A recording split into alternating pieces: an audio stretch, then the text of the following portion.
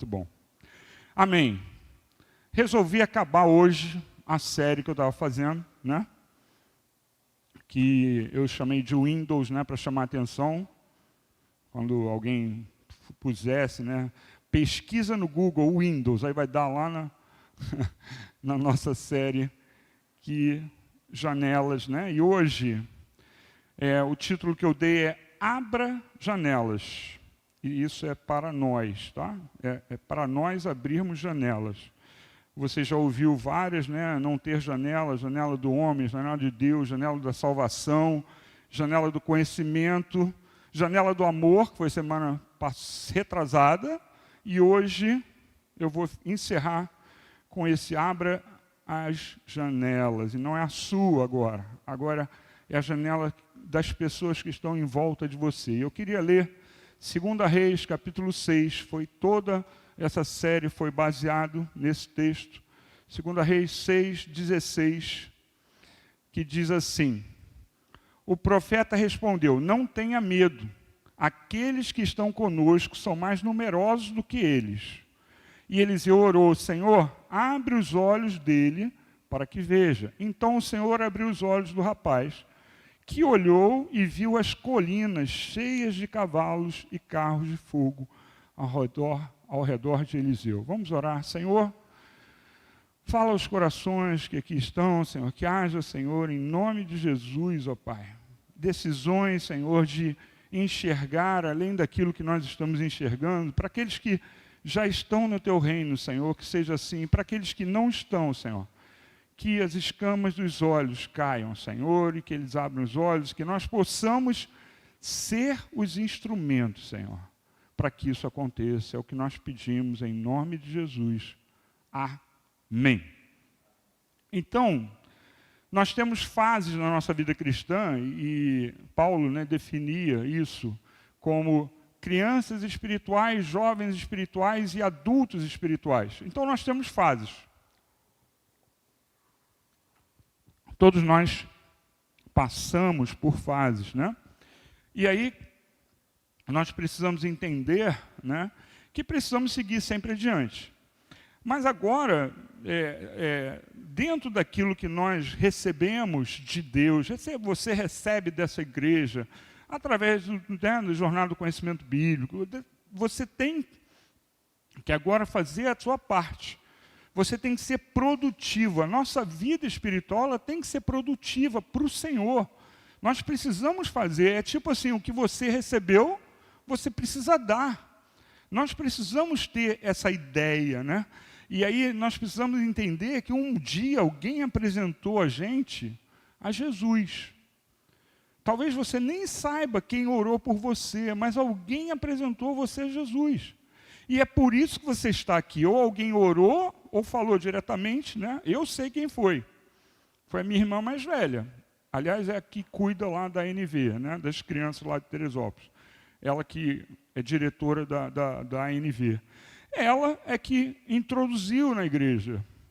Eu sempre busquei a Deus, né? Talvez eu tenha sido o filho mais católico dos 5 irmãos. Éramos 5, né? Hoje somos 4.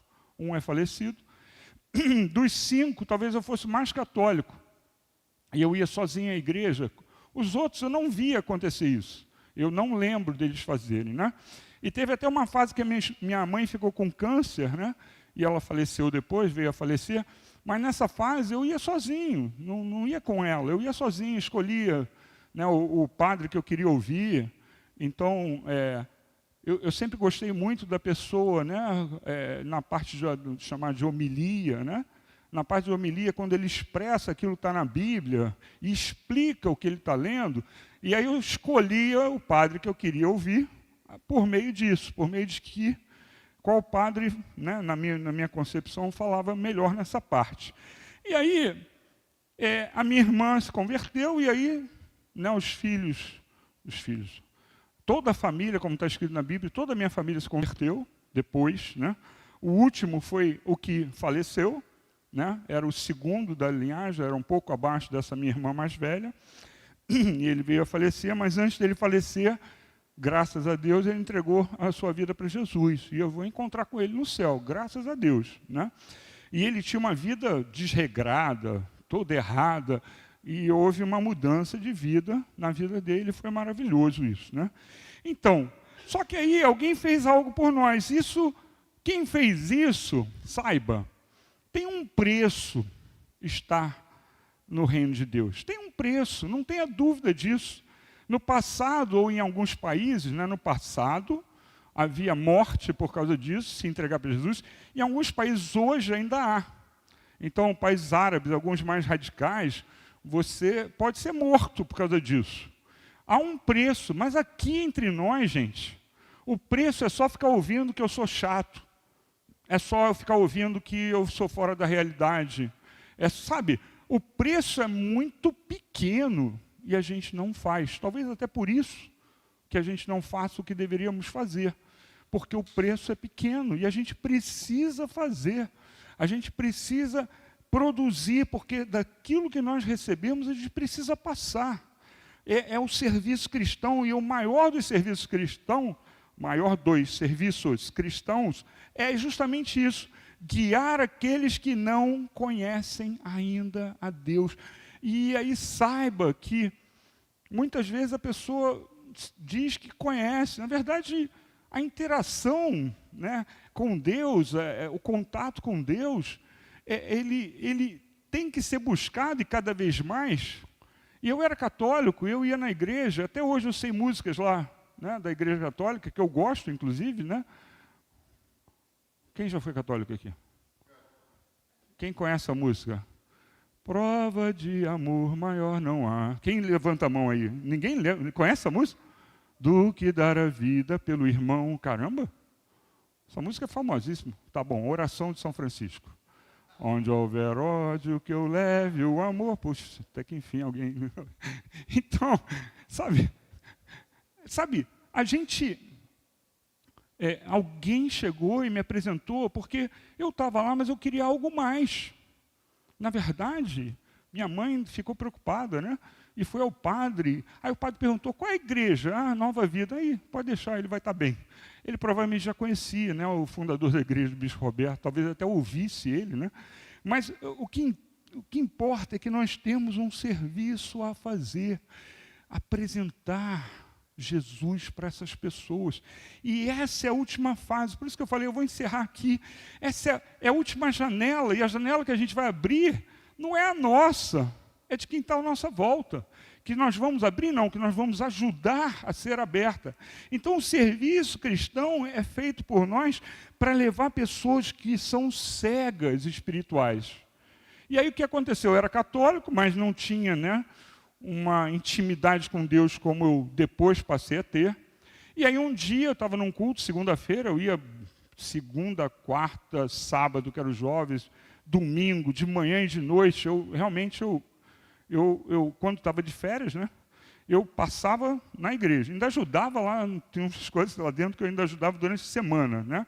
Então, quando eu não estava de férias, eu estava em Angra dos Reis, então não dava para fazer isso, só no fim de semana. Mas, sabe, teve uma hora que um pastor, na segunda-feira, chegou e falou, por quê? Eu vou te falar por quê. Porque a gente sempre tem uma duvidazinha se Deus existe, se Deus está olhando por mim, se Ele está se agradando. E aí eu tive, né, quando o pastor perguntou, eu tive uma dúvida no coração. Foi implantada ou já era minha, não sei. Mas o que eu sei é que o pastor chegou, eu lembro até hoje, o pastor Leonardo, já é falecido, ele chegou e falou assim: se alguém aqui tem dúvida de que Deus existe, põe a mão no coração e o Espírito Santo vai dar um toque em você. A minha experiência não vai ser repetida para você, você vai ter a sua experiência. Mas a minha foi sentir o meu corpo todo arrepiar. E aí, quando eu senti meu corpo todo arrepiar, que é isso, né? E aí eu fui perguntar para o próprio pastor Leonardo, e ele falou assim: olha só, nós somos corpo, alma e espírito. Então, mesmo a parte carnal, né, ela tem uma interação com a espiritual. O que você sentiu foi um toque, né, do Espírito Santo, e você o sentiu, né, teve uma sensação de arrepio. Não era real, não tinha arrepio, mas na verdade era um toque, e a sua carne sentiu esse momento diferente. Então, todos nós precisamos, como eu falei, nós temos fases, nós precisamos ir adiante. Mas a maturidade é mostrada muitas vezes quando você começa a pregar o Evangelho e independente de você ser taxado de chato, antiquado, fora da realidade, ciência é o que vale, né? E aí você vai ouvir um monte de coisa. Não, isso não é científico, né? Esse negócio de sentir arrepio não é científico. Pô, um argumento bom que eu uso é o seguinte, aliás, eu explico isso, né? Ninguém pode dizer que você não sentiu. Então, quando você pregar o Evangelho, você fala assim, olha, aconteceu isso comigo. A pessoa não pode dizer que não aconteceu. E se é o seu testemunho, você vai lá e prega, fala. E aí, o único preço, então, é preço muito baixo, diante do que Jesus fez na cruz. É um preço muito baixo. Ser taxado disso, taxado daquilo, a família às vezes, né, rejeita. Isso acontece quando a família é muito fervorosa em algum tipo de religião, ela rejeita a pessoa, às vezes por um tempo, mas depois isso resolve, né?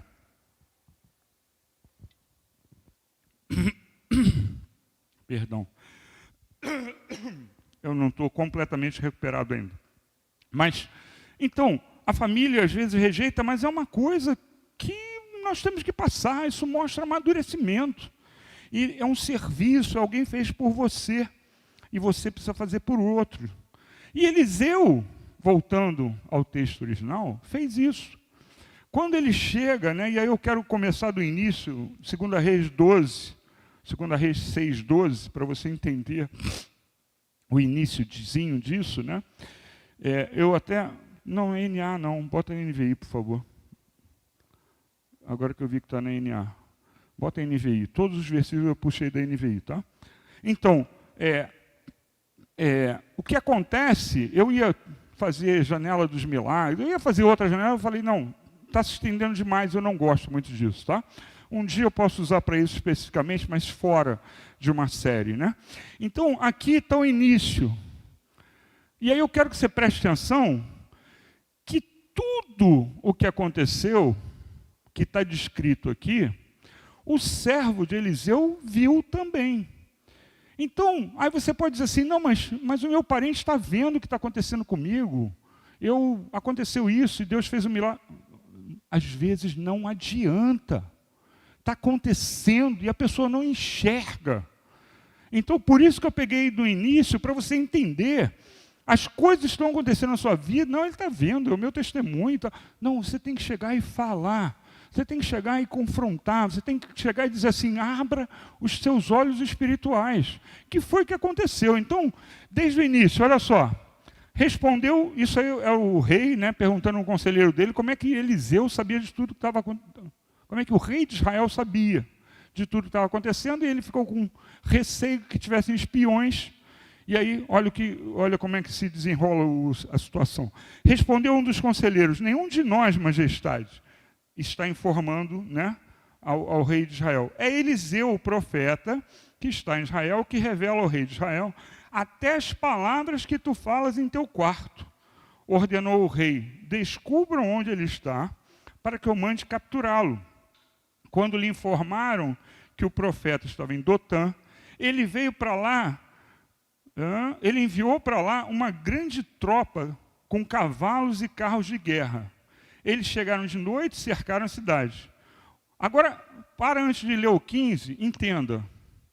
Toda vez que Deus revelava para Eliseu, provavelmente era esse servo que ia avisar ao rei. Ó, rei, vai acontecer isso, aquilo, e voltava.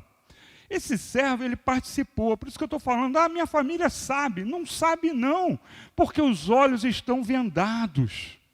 Se você não provoca que se arranque a venda, eles não vão enxergar, eles vão dizer que é coincidência, um monte de coisa. Esse servo estava vendo isso tudo que estava acontecendo. Continuando no 15 aqui, ó. O servo do homem de Deus levantou-se bem cedo pela manhã e quando saía, viu que uma tropa de cavalos e carros de guerra havia cercado a cidade. Então ele exclamou, meu Senhor, que faremos? Vamos morrer, traduzindo, né? Vamos morrer, não tem o que fazer.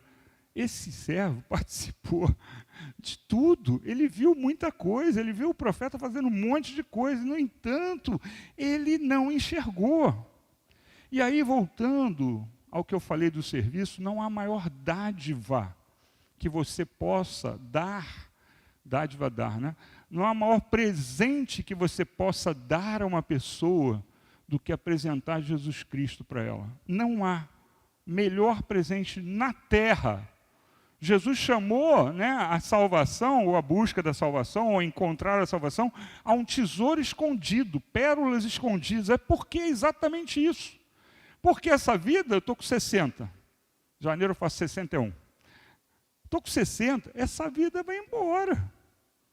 E eu vou para o céu. É isso que a dádiva, é eu ir para o céu. É a minha expectativa de não me desviar até lá e ir para o céu.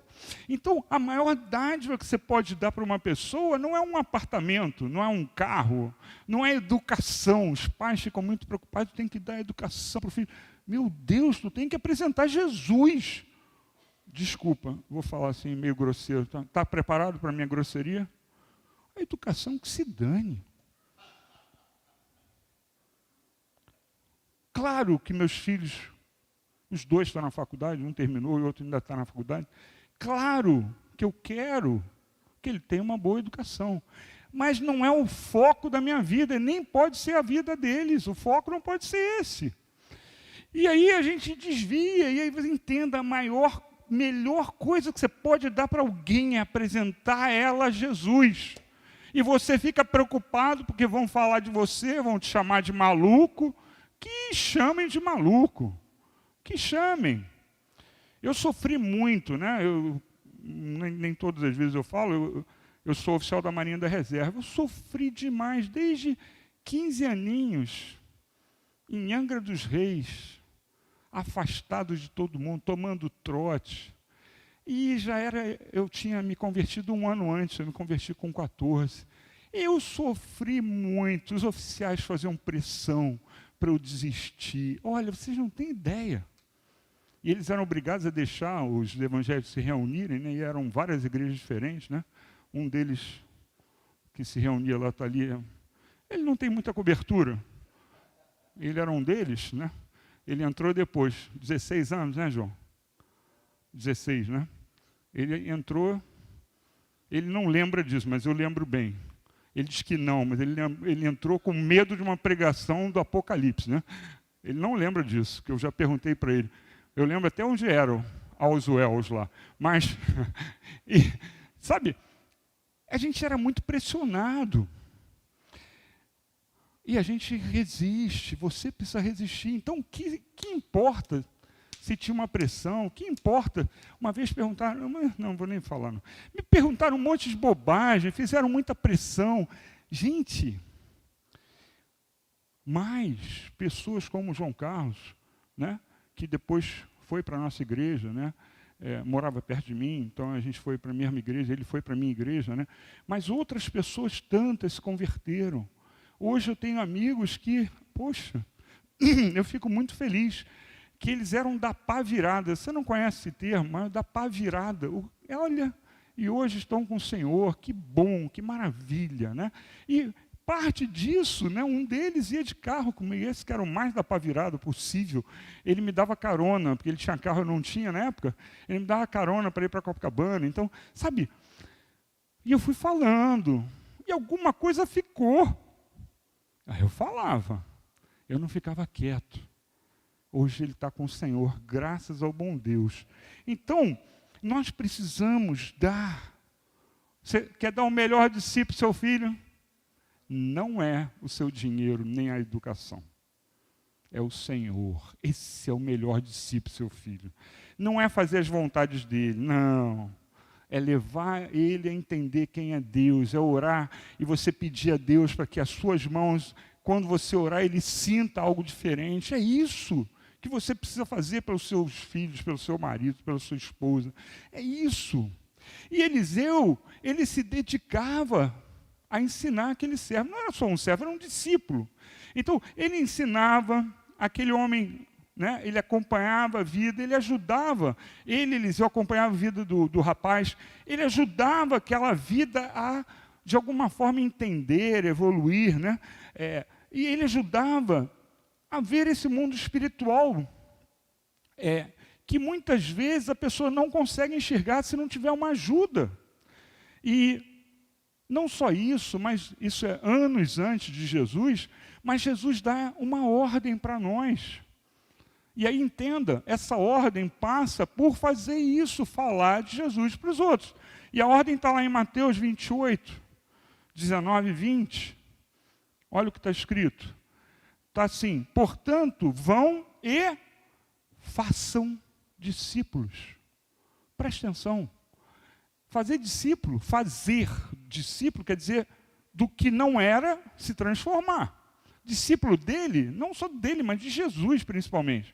Então, vão e façam discípulos de todas as nações, batizando-os em nome do Pai, do Filho e do Espírito Santo, ensinando-os a obedecer a tudo que ordenei a vocês, e eu estarei sempre com vocês até o fim dos tempos. E aí eu digo, pais, que os filhos não estão hoje com o Senhor, não desistam e vão lá e sejam esse que vai orar, mas eu não quero que você ore por mim, não, minha filha, eu não te dou essa opção. Não te dou essa opção. Tem um pai radical aqui que nem eu. Pastor Timóteo. É isso aí. Não tem essa opção. Vai lá e ora. Não, eu sou tua mãe, eu quero te abençoar. Ah, mãe, eu não acredito nisso. Deixa eu te abençoar.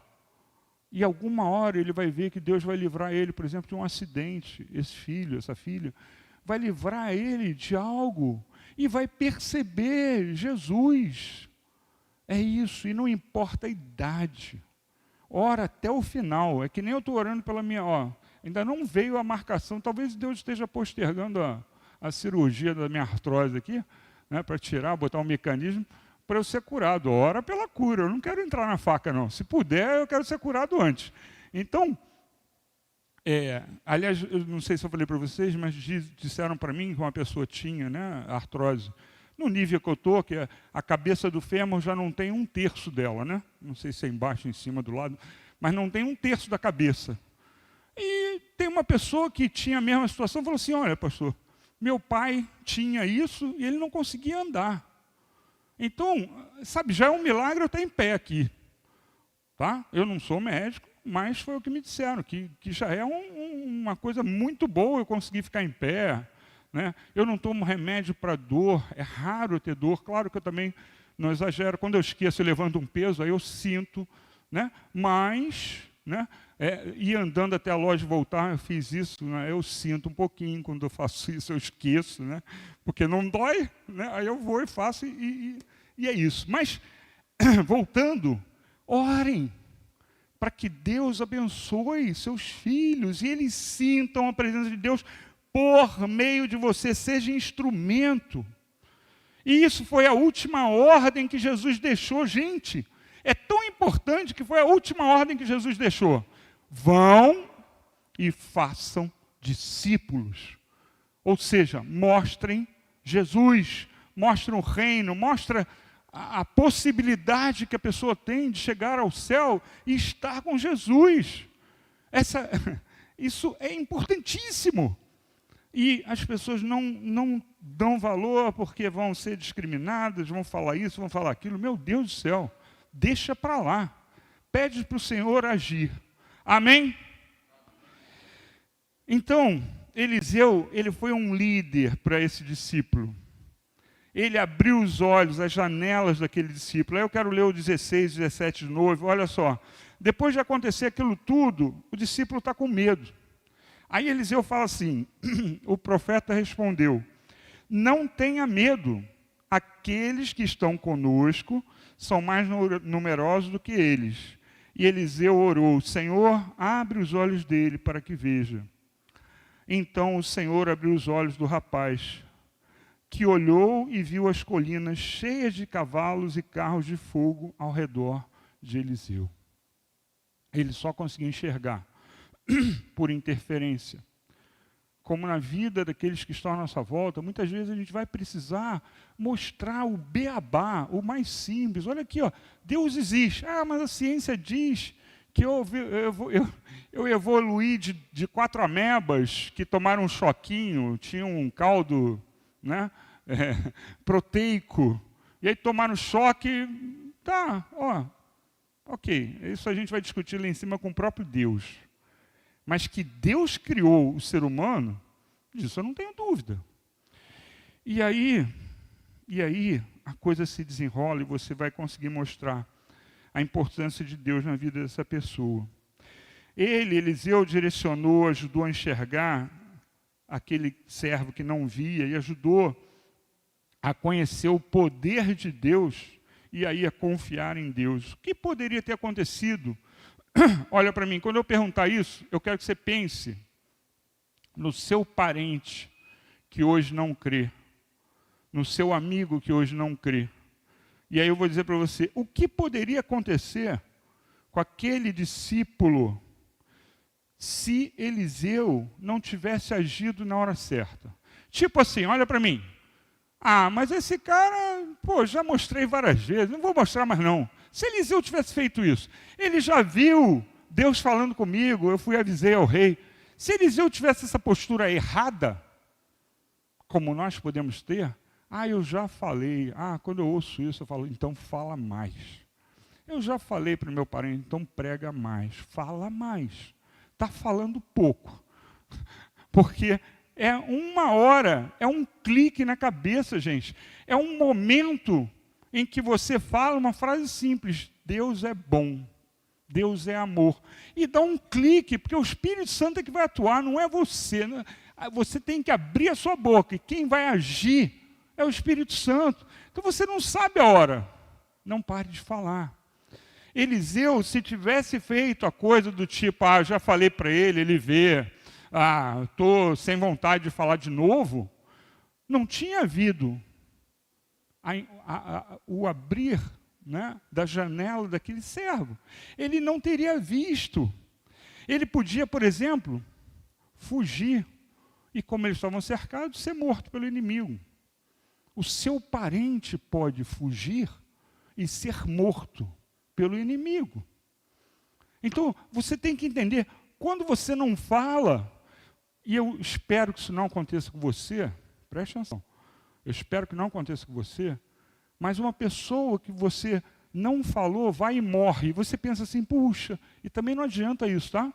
Ficar se acusando, passar o resto da vida pensando, depois você vai se explicar com Deus, eu creio assim, tá? Mas não adianta pensar depois, ele morreu e eu não falei de Jesus. Fala hoje, fala agora. A hora é essa é a melhor hora. Então, nós precisamos fazer isso, nós temos que entender e fazer. Não adianta, né? Porque uma hora esse teu parente pode estar no trânsito e morrer. E o que você espera? Que em algum momento ele tenha aceitado Jesus, mesmo que você não saiba. É o que eu sempre digo, né? Quando eu vou ao enterro de alguém que não é crente, declaradamente, etc., o que eu falo é, nunca a gente vai saber, por exemplo, um suicida. Teve um caso na igreja que eu frequentava, de uma pessoa que tinha problemas mentais, e ele se suicidou. Se jogou de um prédio em Ipanema, se suicidou. Né? E o que eu sempre pensei ele pode ainda ter se arrependido e ter sido salvo. Pastor, mas ele era demente. Ele não... Cara, só Deus sabe. Deus tem poder para fazer qualquer coisa.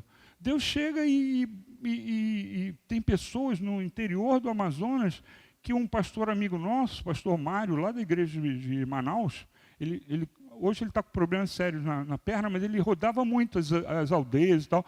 Um dia ele foi pregar para um índio, o índio falou que já conhecia Jesus. Ele ficou assim, caramba! Ele falou que, assim como Jesus apareceu, né, várias vezes em várias ocasiões na Bíblia, esse índio falou que Jesus tinha aparecido com ele e tinha conversado com ele. Ele só precisou aceitar. Então, a gente não sabe o poder de Deus. Mas uma coisa eu sei. Você e eu temos de falar. A nossa função é falar. Se a pessoa, mas de novo, pastor, 1000 vezes, 2000 vezes, você precisa falar. Por quê? Porque essa pessoa pode morrer e você pelo menos vai ter no coração, puxa, eu tentei, não sei se ele vai para o céu ou não, mas eu tentei. Então, aquele homem, ele podia, por exemplo, ter se escondido e ser escravizado. E aí escravizado na cabeça, na mente, né? Como foram escravizados. O povo no deserto, no Egito, não foi escravizado só de ficar fazendo trabalho forçado. Eles foram escravizados na mente. Tanto que eles precisaram de 40 anos para tirar o errado da mente, rodando o deserto. Então, esse escravo, ele poderia ser escravizado ao fugir, né, fisicamente ou na mente, que é até pior. Ele podia ter traído Eliseu, ele podia ter saído e falado, o Eliseu está ali. Pode ser que um parente seu venha trair você, não tem problema. Maior é quem está com você. Mais forte é quem está conosco. A nossa vida está guardada, está escrito na Bíblia. A nossa vida está guardada com Jesus. Então é isso que importa. Então se esse servo traísse Eliseu, Eliseu está escondido ali, ou qualquer coisa dessa, não importaria. Sabe, essas coisas todas não aconteceram. Fazendo um paralelo com a sua vida. Essas coisas podem não acontecer com os nossos filhos e parentes, porque nós intervimos, nós falamos. E isso aconteceu quando Eliseu fez o papel dele, abra os olhos, aliás, é que eu nunca acerto as letras, né? Eu sei as músicas. Por favor, Eric, olha para mim, cadê a Rose? Rose? Não está aqui.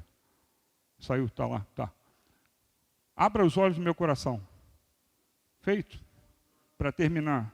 Espera aí, Rodrigo, não canta não, senão vai espantar. O pessoal vai fugir. Não canta não. Mas, brincando, Rodrigo. Então, a gente vai cantar isso no final, tá? Porque me veio a cabeça agora.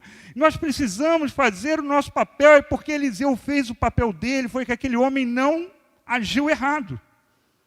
Nós temos cegos espirituais nas nossas casas, que não enxergam, que precisam que seus olhos se abram, antes que eles passem definitivamente para o lado do mal. O que é o definitivamente? Morreu, e você não falou nada, passou definitivamente.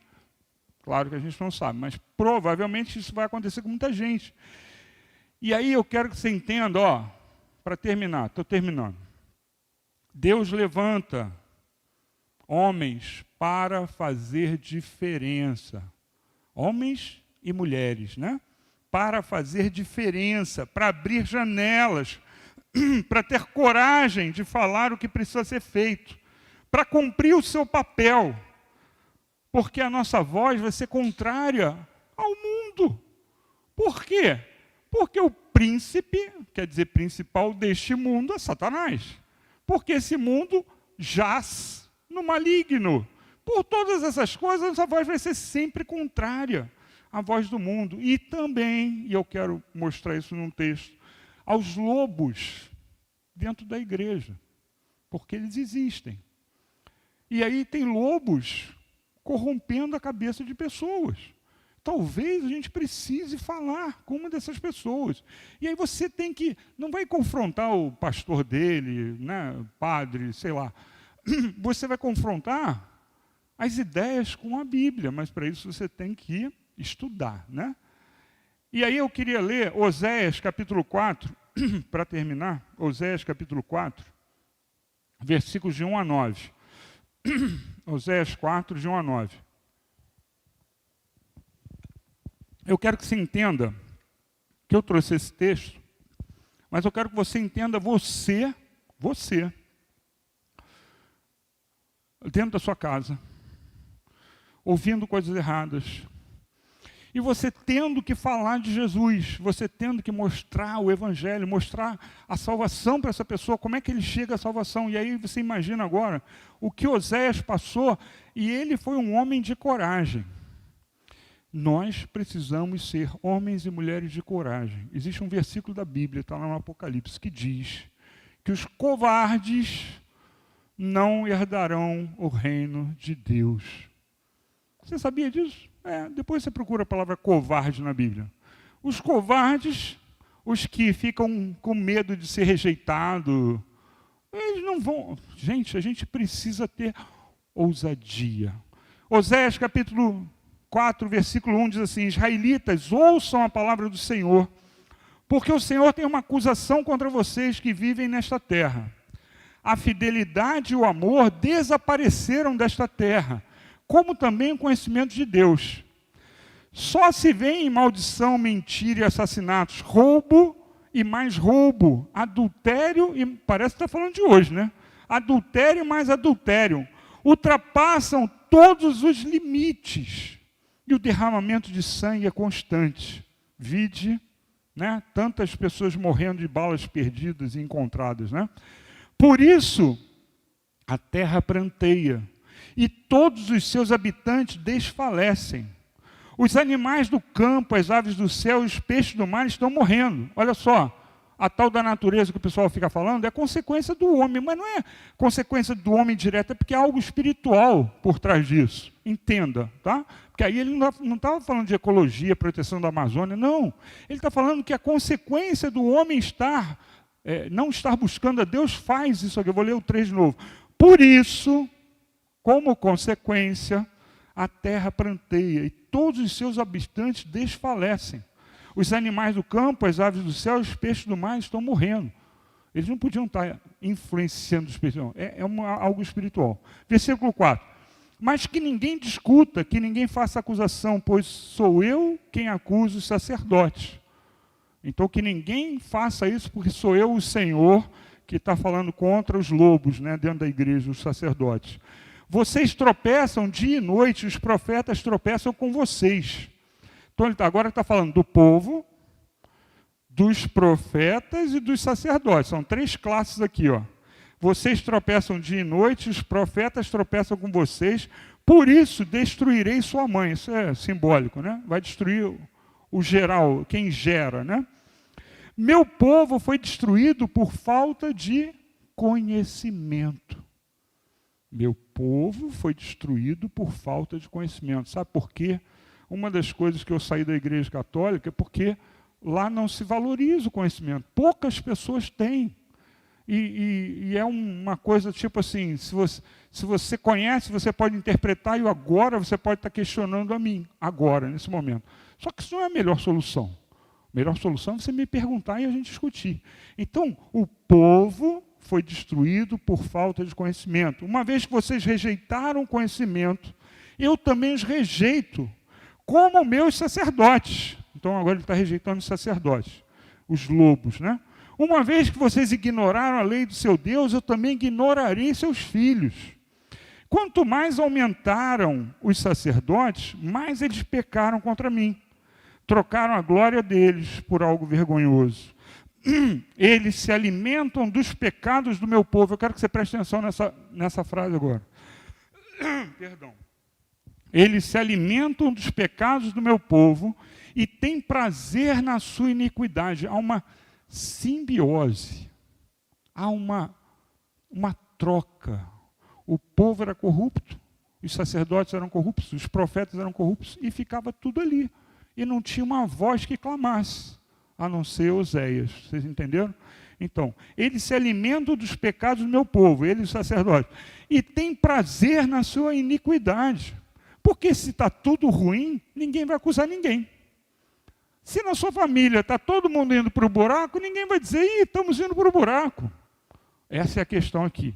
Versículo 9, portanto, castigarei tanto o povo quanto os sacerdotes, por causa dos seus caminhos, e lhes retribuirei seus atos.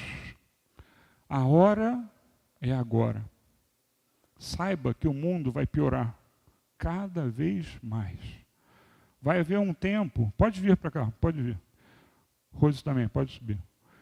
Haverá um tempo em que haverá um poder. Está escrito na Bíblia isso, tá? Não peguei os versículos, não. Satanás vai dar poder para a besta, que é o sistema do mundo, né? E a besta vai pôr poder num homem. Olha para mim aqui, que isso é importante. Esse homem vai ter muito argumento, a ponto de acharem que ele é Jesus. Esse homem vai enganar a muitos. Por quê?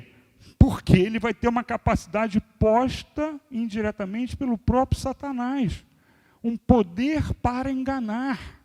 A hora, preste atenção. Isso já tem, porque a própria Bíblia diz que o espírito do anticristo já vive entre nós.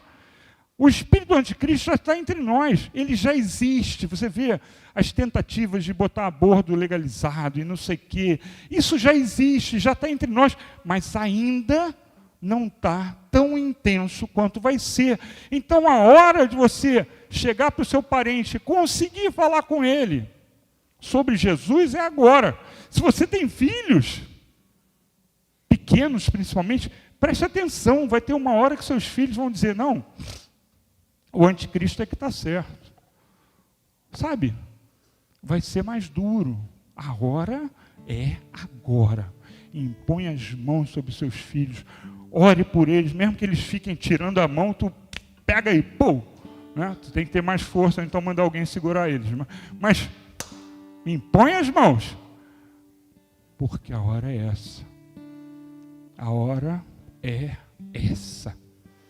As mentes vão se fechar cada vez mais. As mentes vão se fechar.